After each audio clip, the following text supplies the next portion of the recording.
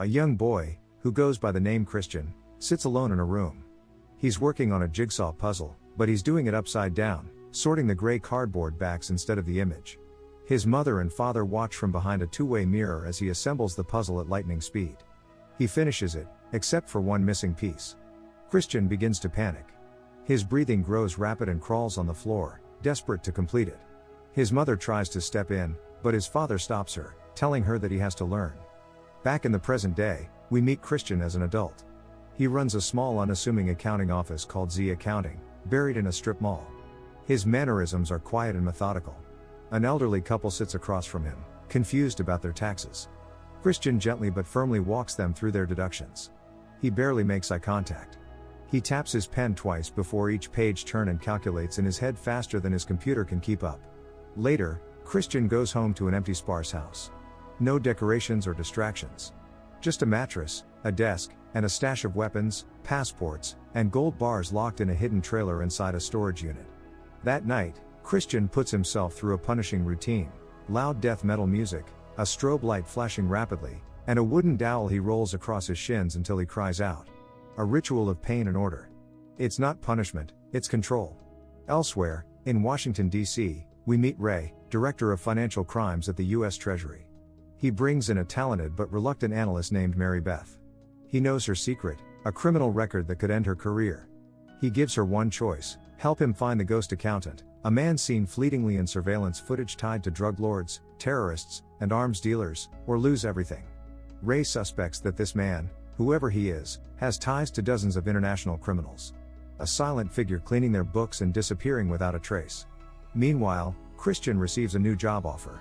A company called Living Robotics, a cutting-edge tech firm, has found a discrepancy in their finances. Millions unaccounted for. Their in-house accountant, a young, bright woman named Dana, noticed something off.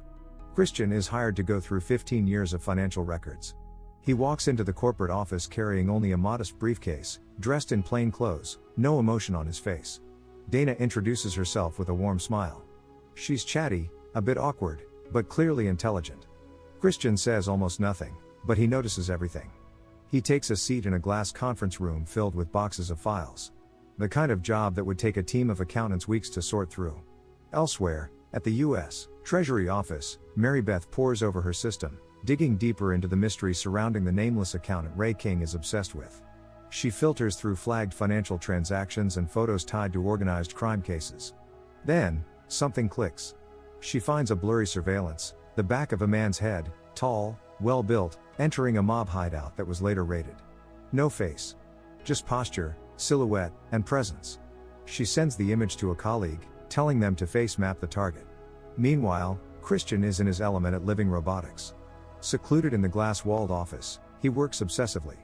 For hours and then days, he balances ledgers, scans thousands of pages, cross-references accounts. He draws calculations all over the walls in dry erase marker, transforming the office into a mathematical battlefield. Dana catches glimpses of him, barely eating and never resting. That morning, she walks in and gasps. Every surface in the office is covered with equations, lines, arrows, deductions, and in the center of it all stands Christian, alive with intensity. For the first time, he seems thrilled. He turns to Dana and explains what he found. The company's money was being slowly siphoned through a shell company called Sluit Manufacturing, a false vendor bleeding funds off the books. It's fraud, disguised in plain sight, hidden in micropayments over years. Moments later, Rita, the stern chief financial officer who hired Christian, walks in. Christian shares his findings, confident that she'll act on the evidence. But something shifts in her and she walks out without a word, seemingly about to deal with the problem. The next day, Christian returns to his office, only to find it's been wiped clean. His precious calculations scrubbed from the walls by a cleaning crew. Then, Lamar, the charismatic CEO of Living Robotics, walks in. He thanks Christian for his work, but informs him that his services are no longer needed. The person suspected of embezzling funds, apparently, was found dead in his home. No need to investigate further. He hands Christian an envelope with his payment and walks away. Christian stands frozen and stunned. The project is unfinished and the abrupt end sends him spiraling. Later, he drives home and enacts his routine for regaining control. He blasts death metal, activates strobe lights, and rolls a heavy wooden dowel across his shins while counting aloud through the pain. It's harsh, but deliberate. It's what keeps him functional. Later, needing clarity, Christian drives to a remote rural farm, the home of one of his longtime clients, but he gets followed there. At the farm, he keeps a shooting range and takes his precision rifle, and lines up targets. Meanwhile, inside the house, 2 armed men have taken his clients hostage. They hold them at gunpoint and demand the elderly couple to call Christian back into the house. The plan is simple: kill the accountant before he uncovers more. From outside, Christian takes out one of the gunmen in a single precise shot. The other panics. He grabs the couple, forces them into a van, and speeds away, hoping to escape with leverage. Christian runs across the field and leaps into the back of the moving van. He drags the second gunman out mid-drive. The two struggle. Christian pins him to the ground and chokes him until he stops resisting. Gasping, the gunman reveals the truth: he was sent by someone at Living Robotics. More specifically, he suggests Lamar is behind the attack, and that Dana is also on the kill list. Christian wastes no time and gets his hands tied on the wheel. He tries calling Dana, but there's no answer, straight to voicemail. When he reaches Dana's apartment building, something doesn't feel right. From outside, he spots a man trailing her, following her into the elevator. He slips inside the building just seconds behind them. As he gets to Dana's hallway, he slows down and sees 2 armed men waiting. Christian doesn't hesitate, he moves fast. The first man doesn't even see it coming: a strike to the throat, and then a brutal blow to the temple. The second rushes at him, but he easily kills him. He bursts into Dana's apartment. Inside, another man is already advancing on her. Christian puts him down in seconds, a sharp takedown, calculated and clean. The man slams into the floor unconscious. Dana is shaken, but she's safe. Later that night, they walk into a luxury hotel, where Christian tells her she's not safe anywhere else but there. She asks who's trying to kill them. He doesn't answer. Instead, he says the only thing that matters is he'll stop them. She senses something in his voice, not fear, but routine, a routine he's used to.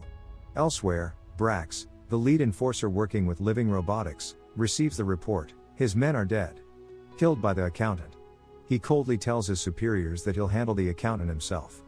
Back at the Treasury, Mary Beth receives a grainy video clip from a surveillance archive. It's him, the mystery accountant. But again, only parts of his face. It's not enough for them to identify who he really is. She continues combing through data, suspected criminal ties, old IRS documents, even mental health flags. Then her coworker calls. They've reviewed new audio logs, bodycam footage from a scene where victims were executed. The killer can be heard counting aloud, calming himself down in a very specific and methodical rhythm. The coworker tells her that the accountant might have autism. Meanwhile, Christian drives through the city to Rita's hotel, hoping to confront her, maybe even demand answers. But when he arrives, he finds her dead, a gunshot to the head. Back at the Treasury, Mary Beth narrows her focus. She asks her coworker to trace any patterns of laundered money from known criminal organizations, any that pass through unlicensed or unusual financial shells.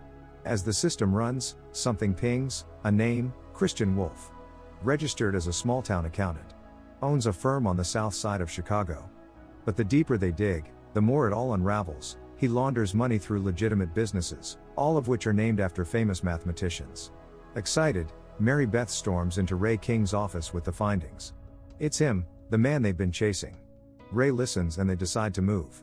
They set up surveillance around Christian's house, cameras hidden in the yard, audio recorders placed inside. They want him caught, but they don't fully understand who they're dealing with. At Lamar's mansion, Brax arrives with a new team of elite security. Armed men patrol the grounds. Spotlights shine across the lawn. Every window is reinforced. Lamar scoffs at the overemployed security. He tells Brax that the man threatening to kill him is just an accountant. But Brax refuses to take this matter lightly. That night, the attack begins. One of the guards drops dead outside, a bullet to the head. Then another. Christian is in the shadows, picking them off one by one, methodical and unflinching. He moves through the estate like a ghost with a rifle. Inside the surveillance room, Brax watches the camera feeds. He zooms in on a figure walking through the courtyard, and freezes. Recognition hits him like a blow. He stares at the screen. The man inside is his brother Christian. He watches as Christian pauses, counting down, silently calming himself. It's exactly how he used to do it, all those years ago. Moments later, the brothers come face to face, for the first time in over a decade. Brax is furious and hurt. He attacks Christian, angry that he vanished for 10 years, chose a life of violence and numbers instead of family. The two fight, like trained killers. Finally, Christian pins him, and begins apologizing. He tells Brax that he never meant to leave him behind. Suddenly, Lamar bursts in, confused and outraged. He demands to know what's going on. But Christian raises his gun and shoots him. He gets up, and before he leaves, Christian tells his brother that he'll see him in a week. Days later, Christian drives down a country road. His Airstream trailer is hitched to the back of his truck. The city fades behind him, as he's putting his life of a contract killer behind. Make sure to like, comment and subscribe for more notifications. Until next time. See you soon.